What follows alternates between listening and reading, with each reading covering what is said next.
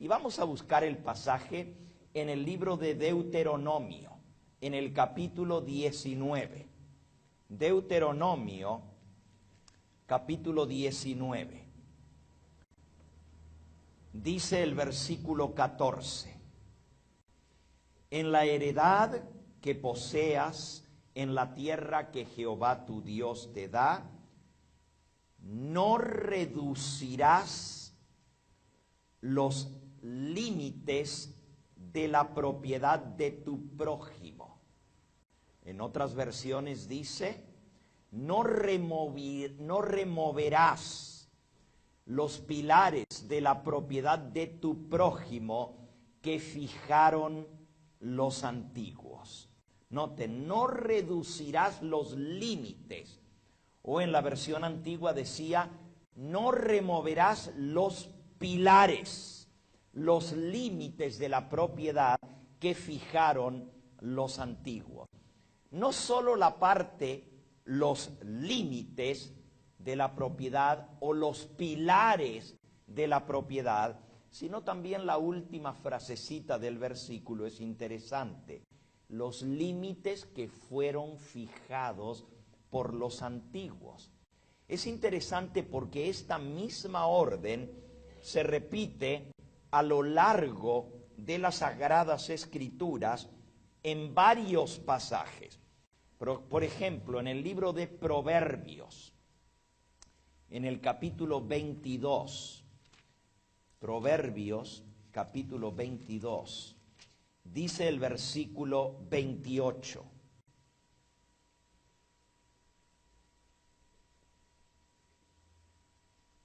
No traspases los linderos antiguos que pusieron tus padres.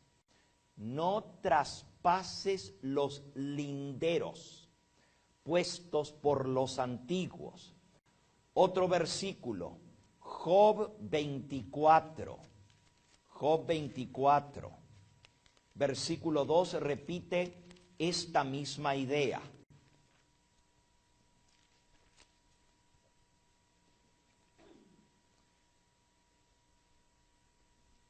Traspasan los linderos, roban los ganados y los apacientan. Traspasan los linderos, remueven los pilares, literalmente en el idioma original. Y en Proverbios 23, versículo 10, Proverbios 23, versículo 10, no traspases los límites de la propiedad antigua, no entres en la heredad para apoderarte la tierra de los huérfanos, porque el defensor de ellos es el fuerte, el cual juzgará la causa de ellos contra ti. La misma idea, no traspases los linderos, no entres en la propiedad ajena, no cambies de lugar los pilares señaladores de la propiedad. Hablando acerca de aquellos que cometían fraude, decía, traspasan los linderos. Era muy importante esa marca, la señal, el lindero, el pilar para los antiguos.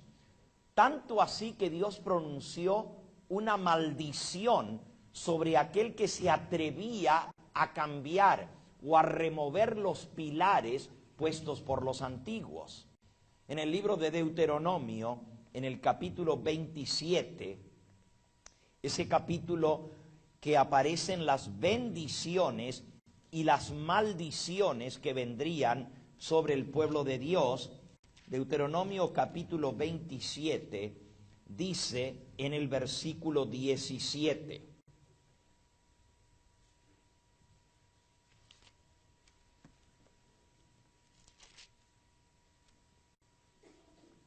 maldito el que removiere el pilar de su prójimo. Y dirá todo el pueblo, ¿qué? Amén. Maldito, hay una maldición, el que removiere o el que redujere el límite de su prójimo.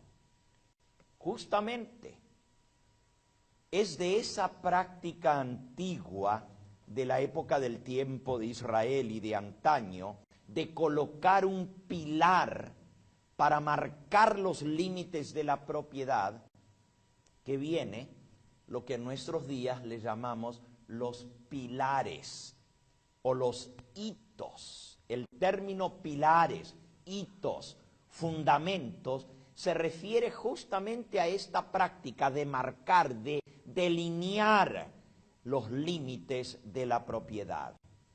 Y la mensajera del Señor, Elena de White, muy a menudo usa el término los pilares o los hitos o los fundamentos de nuestra fe. Ella le llama los hitos del adventismo, los grandes hitos marcadores. Encontré más de 60 citas donde el espíritu de profecía hace referencia a los grandes pilares establecidos por los pioneros. Ella nos dice que estos son las piedras fundamentales, pilares, hitos establecidos por los pioneros, por los antiguos, y ella dice que estos pilares son inamovibles. Justamente esos hitos o pilares son los que nos hacen a nosotros un pueblo especial, un pueblo diferente, un pueblo peculiar. Son esas verdades específicas que Dios dio a su pueblo, esos fundamentos de nuestra fe, lo que nos dan razón de ser y de existir como pueblo remanente en este tiempo del fin. Un pueblo peculiar. Y esos pilares, esos fundamentos, nunca deben ser quitados, nunca deben ser removidos. Más bien, debiéramos estudiar la palabra de Dios para confirmar esas verdades en nuestra vida y para saber defenderlas. Elena de White habla de esos pilares como habiendo sido establecidos en el principio de nuestro movimiento por el estudio diligente de la palabra de Dios y confirmados por revelación divina. Por ejemplo, en el libro Obreros Evangélicos, en la página 307, la mensajera del Señor declara que nadie trate de remover los fundamentos de nuestra fe, los pilares que fueron colocados al principio de nuestra obra, que fueron establecidos por un estudio con oración de la palabra de Dios y confirmados por la revelación del Espíritu Santo de Dios. Que nadie trate de remover los pilares de nuestra fe. En el libro Testimonios para los Ministros, en la página 107, hay una cita que algunos han interpretado erróneamente. Allí la mensajera del Señor dice: si los pilares de nuestra fe no pueden soportar el escrutinio de la investigación, entonces es tiempo que lo sepamos. Si los pilares de nuestra fe no pueden soportar el escrutinio de una investigación a fondo, es hora que lo sepamos. Y entonces algunos, basándose en esa cita, dicen, bueno, quizás los pilares de nuestra fe no estén tan firmemente establecidos, no estén tan bien fundamentados. Puede ser que haya error en el fundamento del movimiento adventista, a lo menos en parte. Sin embargo, esta cita que nos dice la mensajera del Señor está diciendo exactamente todo lo contrario de lo que algunos quieren decir al leerla. Esta cita nos da a entender que si en verdad nuestros pilares no pueden mantenerse firmes por un estudio profundo de la palabra de Dios, ya lo hubiéramos sabido. Ya hubiera quedado demostrado que nuestros pilares no están firmes. Noten que la cita dice, si los pilares de nuestra fe no pueden soportar el escrutinio de la investigación, entonces ya lo supiéramos. Y ella está escribiendo 50 años después de que se establecieron esos pilares. Hay otra cita donde ella menciona los pilares que hemos tenido por fundamento de nuestra fe por los últimos 50 años. Esos pilares se han mantenido inamovibles y pueden soportar la prueba de una investigación profunda de la palabra de Dios. Nunca hubo duda alguna en la mente de la mensajera del Señor sobre el fundamento firme en el cual está basada la fe adventista. Y si tú te preguntas, bueno, ¿cuál es ese fundamento firme? ¿Cuáles son los pilares de la fe adventista? En el libro Evangelismo, en la página 165, dice así: ¿cuáles son los pilares de nuestra fe? Y aquí en el libro Evangelismo, en la página 165, menciona uno de esos pilares. Después vamos a ver, ¿saben ustedes cuántos son? Son 7 pilares, son 7 pilares.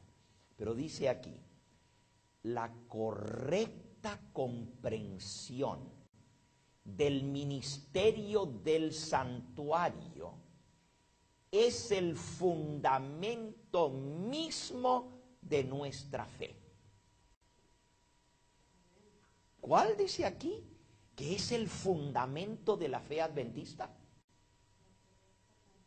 La correcta comprensión del ministerio del santuario.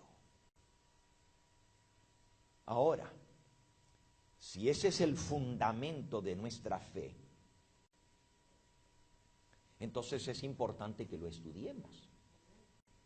Y en esta semana que hemos de pasar juntos, estudiando, escudriñando la palabra de Dios, vamos a estudiar el tema del santuario.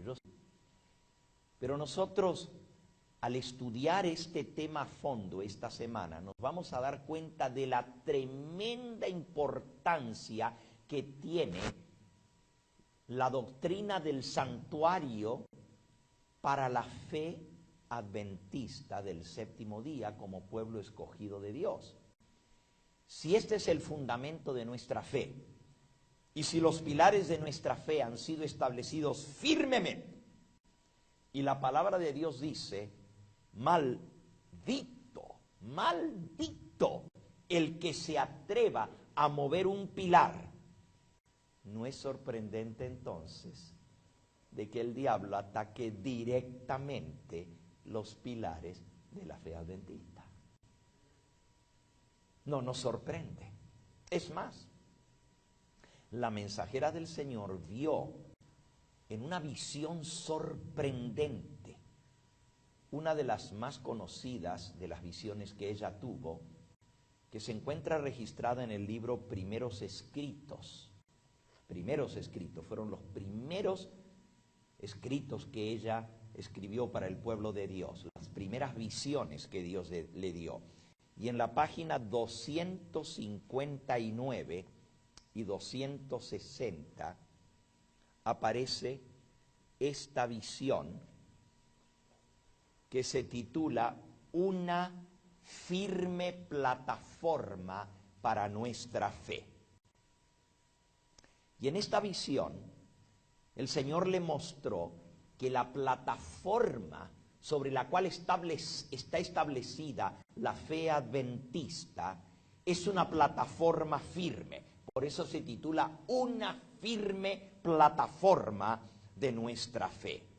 Dice ella: vi que una compañía se mantenía de pie, bien guardada y firme, negando su apoyo a aquellos que querían trastornar la fe establecida del cuerpo. ¿Quién es el cuerpo? La iglesia. Pero ella vio una pequeña compañía que se mantenía firme y bien unida, negando su apoyo a aquellos que querían trastornar la fe del pueblo adventista, del cuerpo. Así que ya estaba profetizado que algunos se iban a levantar para trastornar la fe del pueblo adventista. Pero ella vio una pequeña compañía que se mantenía bien firme defendiendo esos pilares. Dice, Dios miraba con aprobación a esa pequeña compañía. Me fueron mostrados 3 escalones. El mensaje del primer ángel, el segundo y el del tercero. Dijo mi ángel acompañante. Y por cierto, ella habla mucho de su ángel acompañante.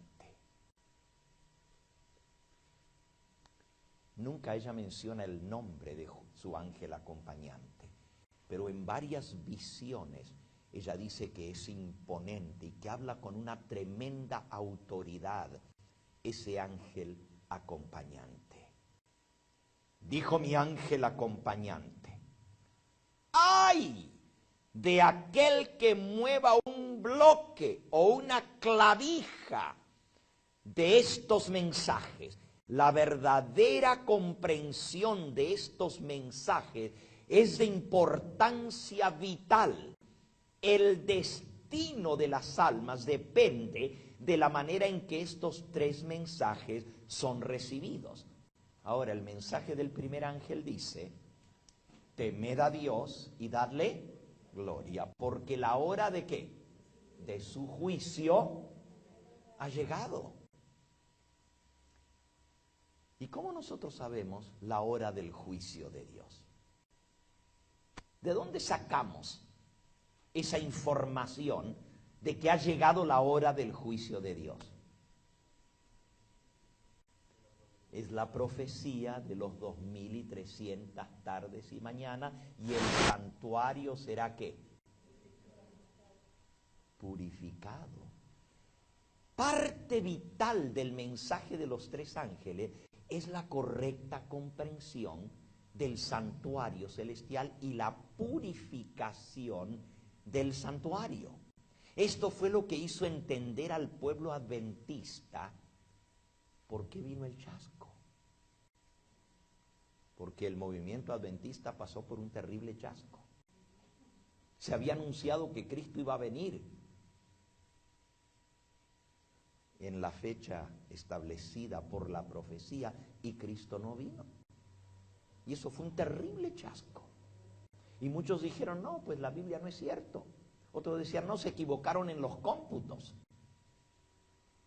Pero la correcta comprensión de lo que es el santuario y la purificación del santuario fue la que dio el fundamento para la iglesia adventista. Estos pilares, y este es el primero de los 7 pilares, son tan esenciales para nuestra fe que se nos amonesta en el libro El conflicto de los siglos que es imposible estimar el terrible resultado que vendría a la iglesia adventista si se removiese tan solo uno de esos pilares de la fe adventista, y son 7. Pero dice que sería desastroso para el pueblo adventista si se cambiara, si se corriera un solo, si se le quitara un clavo, una clavija a esa plataforma firme de la fe. Ya vimos que uno de esos pilares es la correcta comprensión del santuario, el santuario celestial. ¿Cuáles son los otros 6 pilares? Después de una famosa reunión del Congreso de la Asociación General que se realizó en la ciudad de Minneapolis, estado de Minnesota, en 1888, sobre el tema de la justificación por la fe, hubo muchos que estaban dudando si lo que se había presentado allí no sería estar cambiando uno de los pilares de la fe adventista. Y se despertó una tremenda discusión sobre cuáles eran los pilares de la fe adventista. Algunos decían, bueno, esto sí es parte del fundamento, pero esto otro no es parte de los pilares. Este es parte de la fe adventista, pero esto otro no. La mensajera del Señor entonces hizo una declaración que se encuentra en el libro Consejos para escritores y editores en la página 30. Y allí ella define cuáles son esos pilares de la fe adventista. Dice ella, muchos se preguntan cuál es el fundamento de la fe adventista. ¿Cuáles son los pilares sobre los cuales esta fe está fundada? Y ella responde, el templo de Dios en el cielo, visto por su pueblo amante de la verdad, es uno de esos pilares. Ahí comenzó, por lo mismo que acabamos de ver, ¿verdad? El templo celestial, que el pueblo de Dios vio por la fe, donde Cristo entró en el lugar santísimo, es uno de estos pilares. Otro pilar, dice ella, es el arca que contiene la santa ley de Dios. Oh, el arca del pacto donde está, ¿qué? La santa ley de Dios. Díganme, ¿es pilar de la fe adventista la santa ley de Dios? Claro que es uno de nuestros pilares. Es uno de estos pilares firmes. La mayoría del pueblo cristiano, así llamado, la mayoría de las iglesias cristianas, no creen en la vigencia de la ley de Dios. Dicen que la ley de Dios fue abolida, fue clavada en la cruz, que ya no estamos bajo la obligación de guardar esa ley. Pero el pueblo adventista llegó a descubrir lo que llegó a ser este gran pilar, la santa ley de Dios. Otro pilar, la luz del sábado del cuarto mandamiento brillaba con rayos potentes, señalando el camino a los transgresores de la ley de Dios. Ese es otro pilar. ¿Es pilar de la fe adventista el santo sábado? Oh, claro, porque algunos, como por ejemplo el mundo cristiano católico, no rechaza la ley de Dios, no dice que fue abolida o clavada en la cruz, pero tienen una ley cambiada, una ley adulterada. El domingo fue sustituido por el sábado del cuarto mandamiento. Entonces Dios levantó al pueblo adventista con esa luz del sábado del cuarto mandamiento, que todavía está vigente y todavía sigue siendo una señal distintiva del pueblo remanente de Dios. Ella sigue mencionando los demás pilares. Dice ella, la no inmortalidad del alma es otro de estos hitos o pilares de la fe adventista. Ella menciona el mensaje de los 3 ángeles, etc. Ya vamos a estudiar más a fondo esto. Pero ahora mismo yo quiero concentrarme, como ya les dije esta semana, en el pilar principal, en la piedra fundamental. Podríamos llamarle el cornerstone, o sea, la piedra del ángulo. Y usted dice, no, pero Cristo es la piedra del ángulo. Pues claro que Él lo es.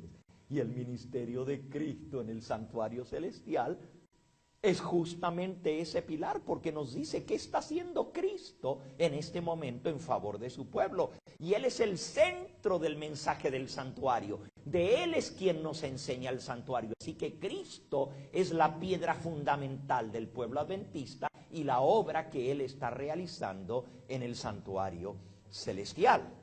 El templo de Dios en el cielo. Ella declaró que es el fundamento mismo de la fe adventista. Miren, aquí en el libro, creo que lo tengo, aquí está, lo tengo abierto. Dice así, en el libro Evangelismo, bajo el título La verdad acerca del santuario, dice la mensajera del Señor: la correcta comprensión del ministerio de Cristo en el santuario celestial es el fundamento mismo de nuestra fe. El fundamento mismo de nuestra fe es la comprensión o la correcta comprensión del ministerio de Cristo en el santuario celestial. Entonces, si es el fundamento mismo de nuestra fe, es la base principal, y ya vimos que los otros son la ley de Dios, el sábado, el mensaje del primero, del segundo, del tercer ángel, la no inmortalidad del alma, etcétera. Estos son los pilares de la fe adventista, pero si el diablo va a atacar algo, ¿no creen ustedes que lo mejor sería darle un golpe terrible a lo que es la piedra angular? Porque si tú quitas la piedra angular de un edificio, se derrumba todo el edificio.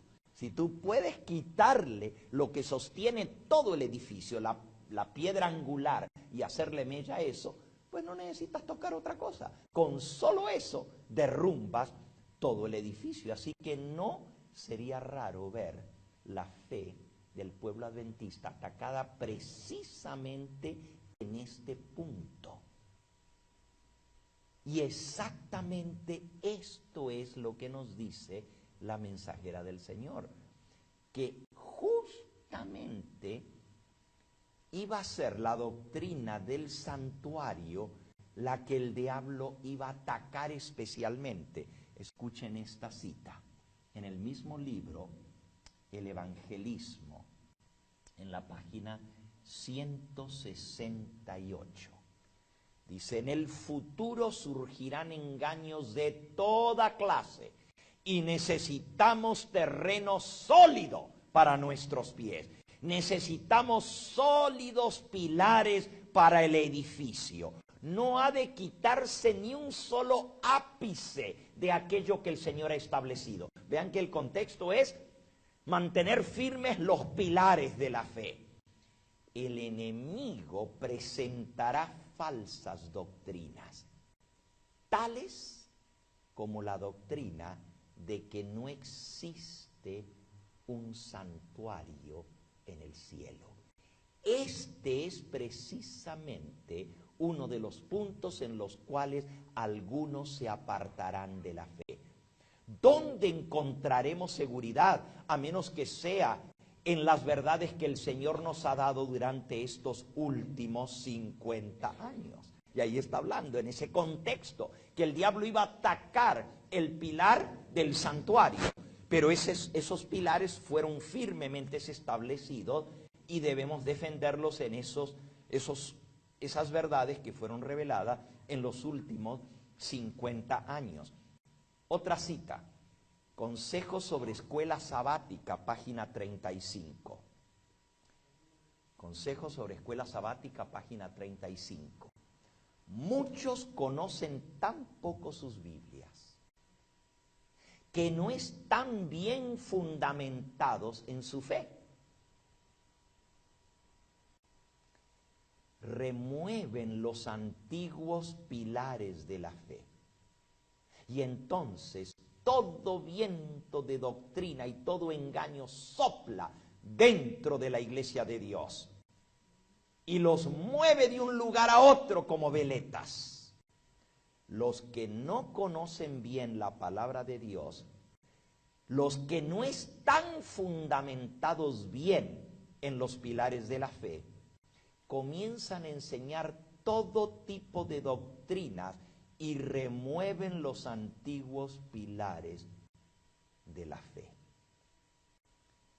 Los que hemos estudiado la palabra de Dios por mucho tiempo, y aun aquellos que habiendo estudiado la palabra de Dios por mucho tiempo, no han sido convertidos y transformados por el poder de la palabra de Dios, deben estar muy atentos, dice ella, y con los ojos bien abiertos. Aún los que hemos estudiado la palabra de Dios, debemos estar al resguardo, porque el diablo hará toda cosa posible para mover nuestra fe de los pilares del mensaje de la iglesia adventista. Especialmente va a atacar la doctrina del santuario. Una cita más. Mensajes selectos, tomo 2, página 388. El enemigo va a poner en operación todo tipo de estratagema para sacudir la confianza de los creyentes adventistas en los pilares de nuestra fe, en el mensaje tal cual como fue dado en el pasado. Aquellos que tienen una comprensión teórica del mensaje adventista, pero que no han permitido que sus principios se fundamenten en el santuario de su alma. Saben de la doctrina del santuario, pero no han dejado que esa doctrina haga impacto en sus vidas, porque también tenemos un santuario en el alma, en nosotros. Que no han permitido que los principios del santuario se fundamenten en su propia alma, sino que han dejado esa verdad en la parte de afuera del santuario. No verán nada sagrado en la historia pasada de nuestro pueblo adventista, que nos ha hecho lo que realmente somos. Y dice ella, aún se burlarán del gran chasco o hablarán con vergüenza de él. Fíjense lo que dice. Se van a avergonzar del chasco. Más bien, no quieren que se sepa que el pueblo adventista pasó por un chasco. O se van a burlar del chasco. Oh, hermanos, estas cosas son cosas tremendas, porque estamos viendo nosotros el cumplimiento de esto en nuestra época.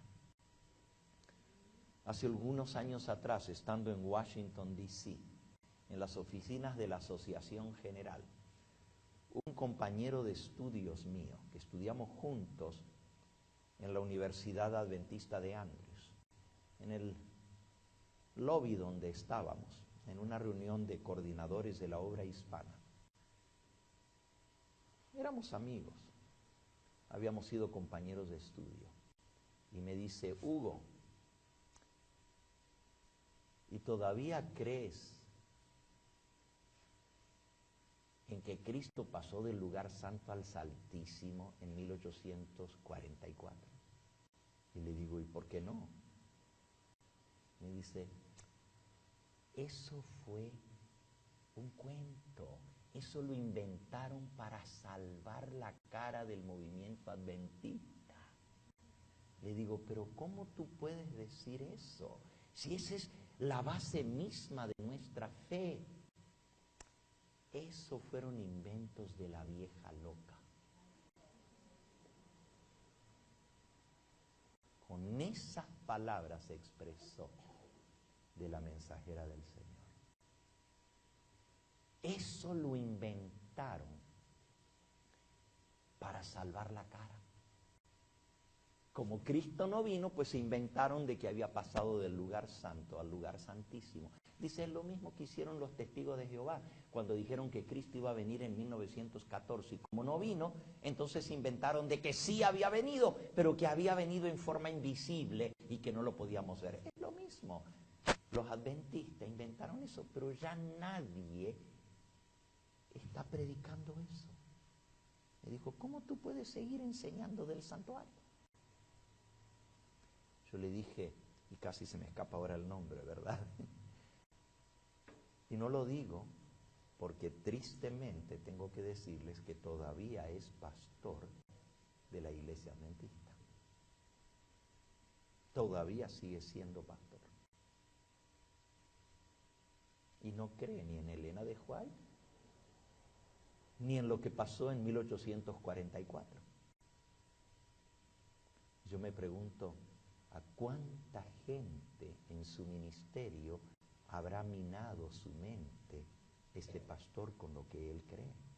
Porque cuando los hermanos lo escuchan de un pastor, como que tienden más a creerlo y a dejarse afectar por esto.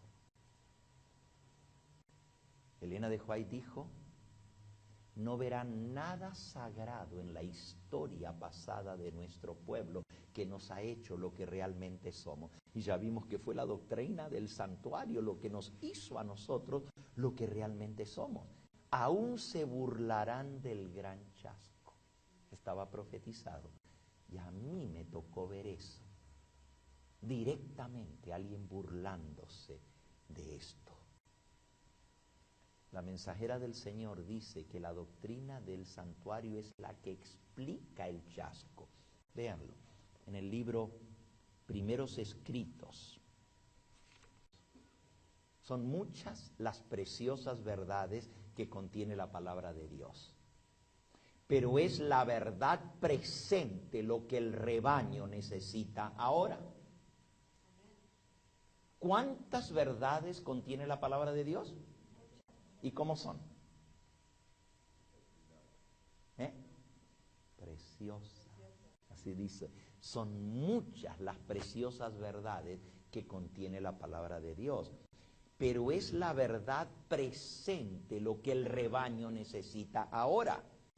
He visto el peligro que existe de que los mensajeros de la verdad se desvíen de los puntos importantes de la verdad presente para espaciarse en temas que no tienden a unir el rebaño ni a santificar el alma. En esto Satanás aprovechará toda ventaja posible para perjudicar la causa adventista. ¿En qué? En que los pastores se desvíen del mensaje que es la verdad presente para presentar otras cosas bonitas. Hay muchas verdades en la palabra de Dios y todas son bonitas y preciosas, pero lo que el rebaño necesita es la verdad ¿qué? Presente. ¿Y qué es la verdad presente? Sigue diciendo el próximo párrafo. Los temas como el santuario en relación con los 2300 días, los mandamientos de Dios y la fe de Jesús son los temas que el pueblo necesita ahora. Están perfectamente adecuados para explicar el movimiento adventista pasado y cuál es nuestra posición actual. Establecer la fe de los que dudan y dar certidumbre a nuestro glorioso futuro. He visto con frecuencia que estos son los temas principales en los cuales deben espaciarse los mensajeros del Señor. Miren todo lo que hace predicar sobre esto. En primer lugar, explica la historia del movimiento adventista y por qué sucedieron las cosas que sucedieron. Nuestro origen. Segundo, explica cuál es nuestra posición actual. ¿Dónde estamos ahora? ¿Por qué no ha venido Cristo todavía? ¿Qué está pasando? Tercero, establece la fe de los que dudan. ¿No necesitamos eso? Establecer la fe de los que dudan. Algunos dicen, no, eso de los 2300 días está muy complicado, no lo puedo explicar. Ay, no, eso ya nadie lo predica. Si nosotros estudiáramos este tema, se va a fundamentar nuestra fe. Y sigue diciendo aquí, y va a dar certidumbre al glorioso futuro. ¿Tú quieres tener certidumbre y certeza por lo que viene? Pues hay que estudiar estos temas. Ahora entienden por qué escogí. Y aún a sabiendas que el pastor Sousa ya había tocado el tema del santuario aquí, yo dije, no, yo me voy a la raíz, yo me voy al fundamento, me voy a la piedra angular. Esta es una iglesia nueva y necesita por la palabra de Dios estudiar lo que es el fundamento. Miren, ahora mismo yo estoy usando mucho los libros del espíritu de profecía en este tema, porque nosotros como adventistas creemos en la inspiración de Elena de White. Pero ya comenzando de esta noche o esta tarde para adelante y toda esta semana voy a estar explicando el santuario con la Biblia para ver si tenemos fundamento bíblico o no sobre esta doctrina. Y esta semana no es para los adventistas solamente, es para que nosotros invitemos a nuestros interesados, a nuestros conocidos, para que vengan y conozcan una de las verdades más preciosas. Y a través del estudio del santuario van a encontrar una gama de verdades que son los pilares de la fe adventista. Porque no solamente el santuario nos enseña de los 2300 días, hay mucho más que vamos a aprender en esta semana. La doctrina del santuario es la doctrina que nos hace una iglesia aparte, diferente de todas las demás iglesias. Al estudiar esta doctrina vamos a entender por qué somos un pueblo distinto, una iglesia diferente. ¿Qué derecho tenemos nosotros como adventistas de dividir aún más el cristianismo ya tan dividido y tan fraccionado por siglos, con tantas divisiones, formando una iglesia más? Si no fuera porque realmente tenemos un mensaje especial de Dios que los demás no tienen. Tantas iglesias han salido desde la Reforma protestante en adelante. Y el pueblo de Dios está dividido en cientos de sectas y de iglesias y de denominaciones. Y ahora, ¿por qué vamos a tener una iglesia más nosotros? ¿Qué derecho tenemos a dividir más y fragmentar más el cristianismo? Si no es porque tenemos un mensaje totalmente especial y diferente que los demás no están proclamando. Hermanos, la doctrina del santuario, y esto es lo que vamos a ver en esta serie, como doctrina fue atacada más fuertemente por el diablo y fue dejada de lado por siglos. Es más, siglos que el pueblo cristiano no entendía la verdad del santuario. Porque en el santuario es donde sucede la redención de la raza humana y el perdón de los pecados. Pero millones de personas fueron engañados por siglos de que para conseguir el perdón de los pecados hay que ir con un sacerdote y confesar los pecados al sacerdote, y el sacerdote te perdona los pecados. Y no sabían nada de que el sacerdote único que perdona pecados está en el santuario celestial intercediendo ante el Padre. Por eso Dios permite que surja el movimiento adventista. Esto es lo que le dio fuerza e ímpetu a este movimiento, lo que sirvió como fundamento de la iglesia adventista y nos hace diferentes de todos los demás. Es más, la doctrina del santuario celestial y lo que Cristo está haciendo allá es la doctrina contribuyente a la teología cristiana en general del pueblo adventista. Fíjense lo que estoy diciendo. Si algo nosotros hemos contribuido al conocimiento en general de lo que es la doctrina cristiana, fue en el tema del santuario. Y me estoy refiriendo ahora a todo el mundo cristiano. Nosotros hicimos una tremenda contribución al conocimiento de lo que es la fe cristiana gracias a esta doctrina. Ninguna otra iglesia, ni católica ni protestante, tiene una doctrina del santuario como parte fundamental de su fe, como lo tiene la iglesia adventista. Ninguna otra iglesia anda predicando el santuario. Nosotros somos los únicos. Y hay una razón para eso. En la doctrina del santuario está centrada la ministración de Cristo. Jesús es el centro mismo del santuario. Y para entender lo que Jesús hizo, está haciendo y todavía va a hacer en favor de su pueblo en este tiempo final, antes de que Él venga a esta tierra, tenemos que entender la doctrina del santuario. Esto es lo que nos revela una gama de otras doctrinas. Evangelismo, página 165, escuchen. Voy a leer 2 o 3 citas más del espíritu de profecía.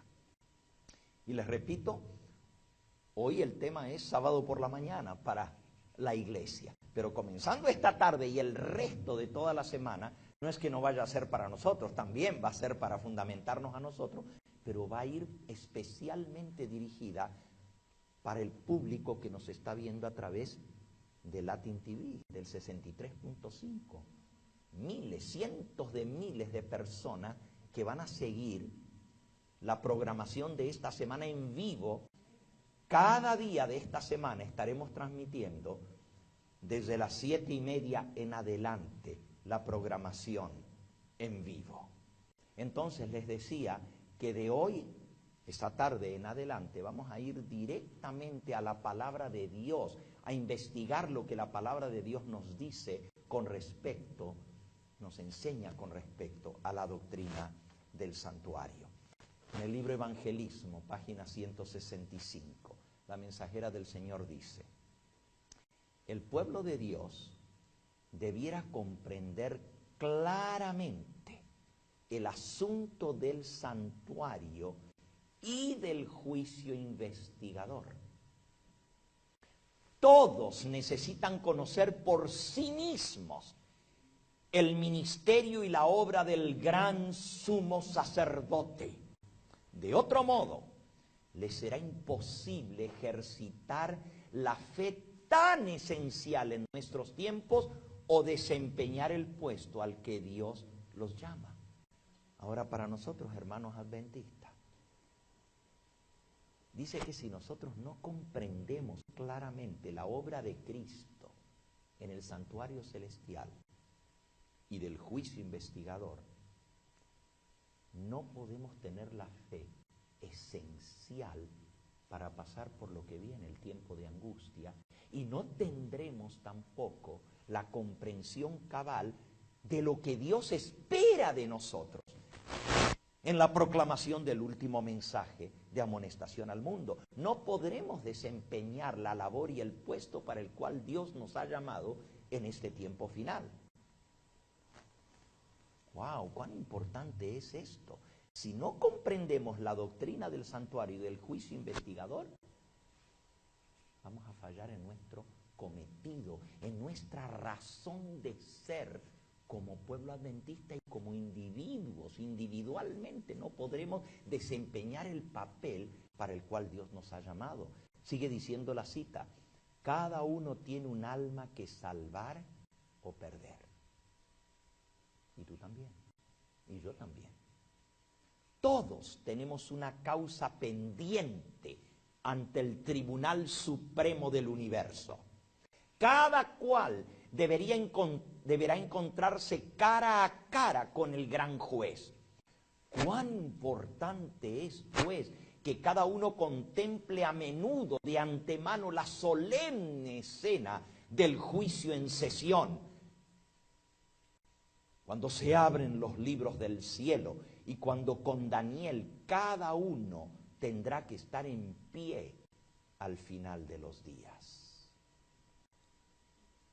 Y entonces dice lo siguiente: todos los que han recibido luz sobre estos asuntos deben dar testimonio de las grandes verdades que Dios les ha confiado. El santuario en el cielo, escuchen ahora esto, es el centro mismo de toda la obra de Cristo en favor de la raza humana. ¡Wow! El santuario es el centro mismo donde se realiza el plan de redención. Sigue diciendo: concierne a toda alma que vive sobre la tierra. Nos revela el plan de redención. ¿Qué nos revela el santuario? El plan de redención. Nos conduce hasta el fin mismo del tiempo y anuncia el triunfo final de la lucha entre la justicia y el pecado. Es de mayor importancia que todos investiguen a fondo estos asuntos y que estén siempre prontos a dar respuesta a todo aquel que les pidiere razón de la esperanza que hay en ellos. Ahora, mi pregunta para ti, hermano adventista, es: si alguien te preguntara, ¿qué es esa doctrina del santuario que ustedes los adventistas enseñan? ¿Podrías tú darle testimonio de la fe que hay en ti? ¿Podrías explicar la doctrina del santuario? ¿En qué consiste? ¿Qué abarca?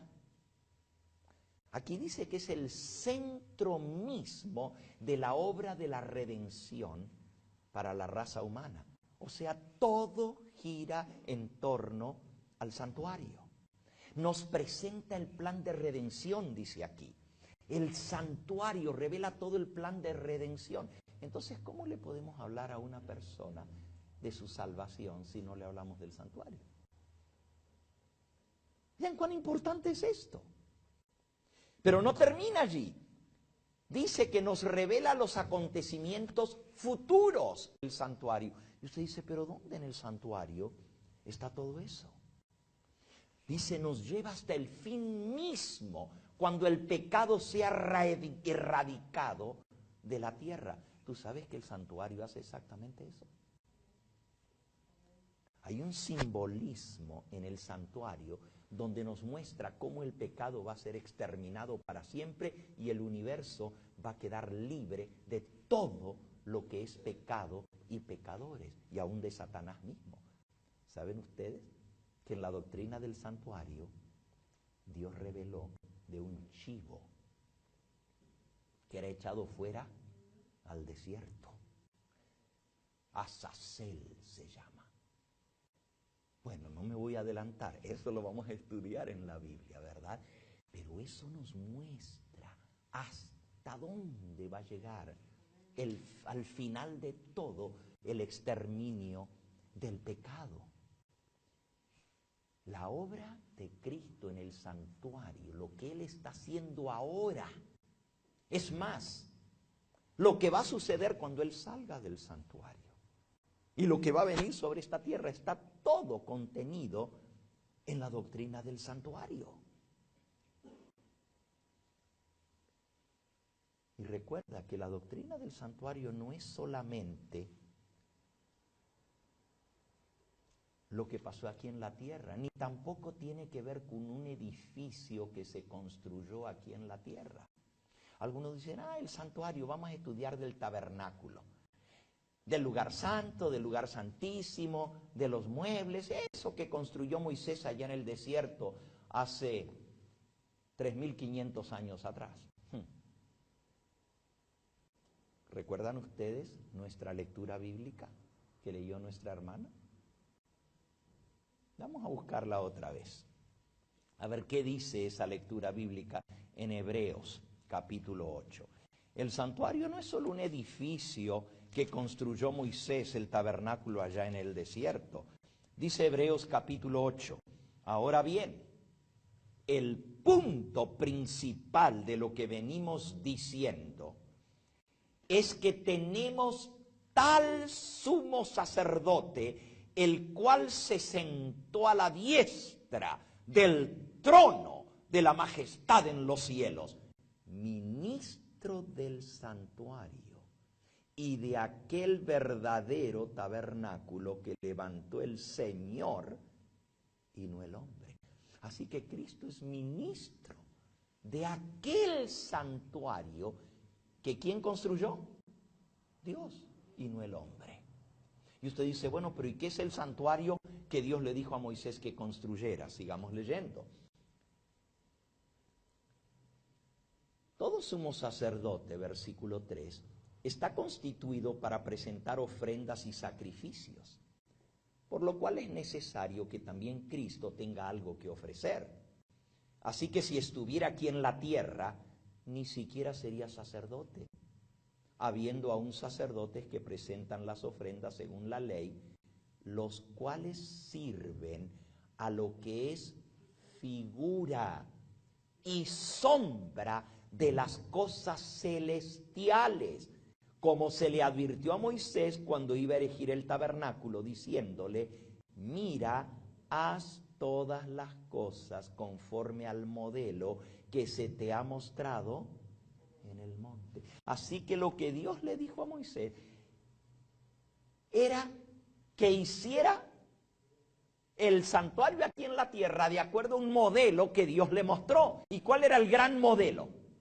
El santuario celestial, el real, el verdadero. Lo que estaba aquí en la tierra era sombra, era figura de aquel verdadero santuario, y los sacerdotes que ofrecían sus sacrificios en esta tierra eran sombra y figura de la obra de Cristo en el santuario celestial. Y Dios le dijo, mira, ten cuidado de hacerlo conforme al modelo que yo te mostré en el monte. El santuario terrenal era una copia de aquel santuario que levantó Dios en el cielo, el verdadero tabernáculo que está en el cielo. Ahora, Dios le dio a Moisés instrucciones, y todo lo que es la salvación y el perdón de los pecados en el antiguo pacto, en la antigua alianza, todo giraba en torno al templo, al santuario. Pero en el nuevo pacto, ya no está centrado en la muerte de animales en el santuario, sino que está centrado en la sangre de Cristo y lo que Él está haciendo al expiar nuestros pecados en el santuario celestial. Todo lo que concierne a la salvación del ser humano sucede en el santuario. Allí es donde se efectúa nuestra redención. Allí es donde se efectúa la purificación de los pecados, el perdón de los pecados, la salvación del hombre. Donde se lleva el registro de los pecados que han sido confesados y los que no han sido confesados. Allí se va a mostrar en los registros del cielo y va a aparecer a la luz quiénes van a ser salvos y quiénes se van a perder eternamente. Todo esto estaba prefigurado en el santuario. Repito, el santuario no es más que un edificio. Oh, sí, el edificio tiene mucho que enseñarnos. Y justamente nuestro tema de esta tarde, vamos a estudiar como base, como fundamento, lo que era el edificio que construyó Moisés. Y vamos a descubrir algunas cosas impresionantes que nos hablan acerca de Cristo, porque recuerden que Él es el centro del santuario. Él es la figura que representa todo el santuario. Por ejemplo, las cubiertas del santuario. Las cubiertas son los techos. Mucha gente no sabía que el santuario tenía 4 cubiertas, 4 techos. Y usted dice, ¿pero por qué 4 techos? ¿Qué tiene que ver eso con el plan de redención? Lo vamos a ver. El santuario tenía columnas sobre las cuales se levantaba y tenía un cerco alrededor que se llamaba el atrio. Y la Biblia nos da el número exacto de las columnas y las bases. El santuario tenía cortinas. La Biblia nos dice los colores que Dios instruyó que se usaran para construir esas cortinas. Todo fue especificado por Dios a Moisés. Es más, la Biblia dedica 15 capítulos enteros, desde el capítulo 25 de Éxodo hasta el capítulo 40, 15 capítulos enteros a dar las especificaciones en detalle de cada cosa relacionada con el santuario. Desde el mobiliario, desde las paredes, desde el techo, desde lo que se hacía en el santuario, hasta el último vaso o tazón que se usaba, todo fue especificado por Dios. ¿Qué importancia tenía el orden en que se ponía el techo en el santuario? Repito, ¿sabías tú que el santuario tenía 4 cubiertas o techos? Y que cada cubierta era diferente a la otra y de un material especial. ¿Sabías tú que las 4 cubiertas del techo representan las 4 fases de la obra de Cristo? Tú dices, ¿4 fases? Sí. La obra de Cristo tiene 4 fases y cada una de esas coberturas del santuario representan una parte de su ministerio que Él ha desarrollado y está desarrollando. ¿Sabías tú que las columnas, los capiteles y las bases, en el número exacto en que fueron dadas, porque es un número específico que Dios señaló, representa algo tremendo en el plan de salvación, hasta la cantidad de columnas que son mencionadas? La gente pasa por alto eso, pero ¿ustedes creen que Dios se tomó el trabajo de especificar cada una de esas cosas nomás porque sí? No, tienen un significado en el plan de redención. La puerta del santuario estaba construida de 4 colores. ¿Por qué esos colores? Cuando el pecador entraba al santuario veía un color y cuando salía veía otro color. ¿Por qué? ¿Qué representan esos colores? Todo esto es lo que vamos a ver esta semana al estudiar el tema del santuario. También el mobiliario, en el lugar santo, en el lugar santísimo. En el lugar santo estaba la mesa de los panes de la proposición, el altar de oro y el candelabro de 7 brazos, la menora. Pero en el lugar santísimo había un solo mueble. ¿Y cómo se llamaba? El arca de la alianza, el arca del pacto. Y vamos a ver lo que contenía el arca del pacto. Pero también vamos a ver por qué era de madera de acacia recubierta con oro. ¿Qué representa eso? Porque todo eso representaba algo en el ministerio de Cristo, y lo que tiene el arca del pacto adentro guardada, todo eso es muy importante, especialmente para nosotros en este tiempo final. ¿Sabían ustedes que aún la parte de afuera del santuario, porque la gente piensa lugar santo, lugar santísimo, pero se olvidan que la parte de afuera del santuario se llamaba el atrio? Y el atrio contiene ciertos elementos inmobiliarios que Dios mismo dijo que se tenían que poner en la parte de afuera del santuario, y que representaba en el plan de salvación lo que Cristo haría en favor del hombre aquí en esta tierra. El ministerio de Cristo terrenal está representado por el atrio. El ministerio de Cristo como mediador en el santuario celestial, desde su ascensión hasta 1844, está representado por el lugar santo. Y la obra de Cristo, la que está haciendo ahora, desde 1844, y usted dice, bueno, pastor, usted ha repetido mucho esa fecha, 1844. ¿Qué importancia tiene esa fecha? Oh, hay una gran profecía en el libro de Daniel, en el capítulo 8, que mencionaba y señalaba específicamente esa fecha, como que iba a haber un gran cambio en el ministerio de Cristo, representado como en el santuario terrenal el sacerdote entraba en el lugar santísimo en el gran día de Yom Kippur, el día de expiación. Y eso me lleva a mencionar otra cosa. El santuario tenía un servicio diario, algo que se hacía todos los días en el santuario, pero también tenía servicios anuales que se hacían una sola vez al año. Y había fiestas relacionadas con el santuario. ¿Ustedes saben cuántas fiestas? ¿Cuántas? 7 fiestas. ¿Qué significa todo eso en el plan de redención? Oh, tiene un simbolismo extraordinario. No te pierdas esta tarde porque vamos a entrar ya a ese tema. Va a ser extraordinario lo que vamos a aprender de esas cosas que a veces decimos, ay, pero eso es de los judíos y ellos celebran todo eso y nosotros ya no lo celebramos.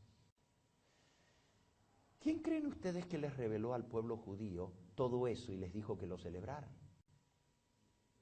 Dios mismo se lo dijo. ¿Y por qué? ¿Qué significado tenía eso para nosotros hoy en día? Oh, nosotros vamos a aprender verdades tremendas. Recuerden que el santuario es el centro mismo del plan de redención. Y la Pascua, cuando se mataba el cordero pascual, es vital en el plan de redención. La muerte de Cristo como Cordero de Dios que quita el pecado del mundo.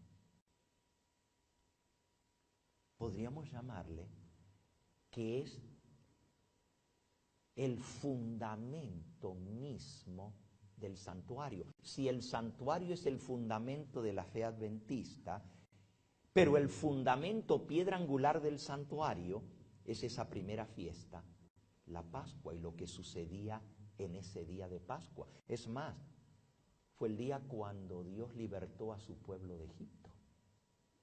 Fue una noche de Pascua, cuando salieron de Egipto. Y así se fundó el movimiento del Éxodo, o sea, el pueblo escogido de Dios.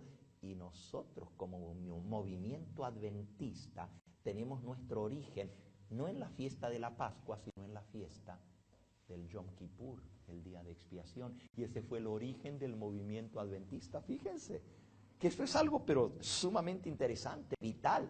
Así como el pueblo escogido de Dios en el Antiguo Testamento tuvo su origen en una fiesta del santuario, el pueblo adventista en el tiempo final tuvo su origen en una fiesta del santuario.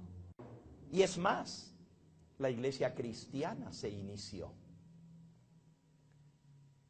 con la muerte de Cristo como fundamento. Pero también sabían ustedes, y ahora me estoy adelantando a algunos de los temas que vamos a ver, solamente para mostrarles a ustedes la importancia de lo que vamos a estudiar.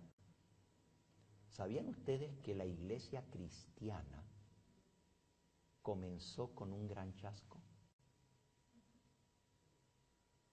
No me estoy refiriendo ahora a la iglesia adventista. Hay muchos hoy en día que dicen, no, la iglesia adventista es falsa porque sus premisas son falsas. Hay mucha gente, críticos de la iglesia adventista, que dicen, la iglesia adventista está errada porque comenzó con un error. Y si el fundamento fue un error, entonces todo el edificio está mal hecho. ¿Y cuál fue el error con el cual se inició la iglesia adventista? No. La iglesia adventista se inició como resultado de un chasco. Guillermo Miller, predicador bautista, había profetizado, basado en las Escrituras, según él, de que Cristo iba a venir un 22 de octubre del año 1844. Y cuando Cristo no apareció fue un terrible chasco. Miles de personas que habían creído en su mensaje quedaron chasqueados. Y lo que trajo la explicación de por qué Cristo no vino en esa fecha es justamente la comprensión del santuario y de la fiesta de lo que es la purificación del santuario. Ahora esa es la sexta fiesta del santuario. Son 7. La Pascua, los panes sin levadura, las primicias, el Pentecostés, las trompetas, el día de expiación y las cabañas o tabernáculos. Son 7 fiestas. La iglesia adventista surge como un chasco porque ellos estaban esperando el cumplimiento de la profecía que el santuario sería purificado. Pero creyeron que el santuario que iba a ser purificado iba a ser esta tierra. Y que Cristo iba a venir a purificar esta tierra de pecado.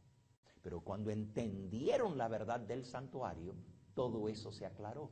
Ahora repito, la iglesia cristiana, no ahora la iglesia adventista, sino la iglesia cristiana en sus comienzos, allá en la época de Cristo, también pasó por un terrible chasco.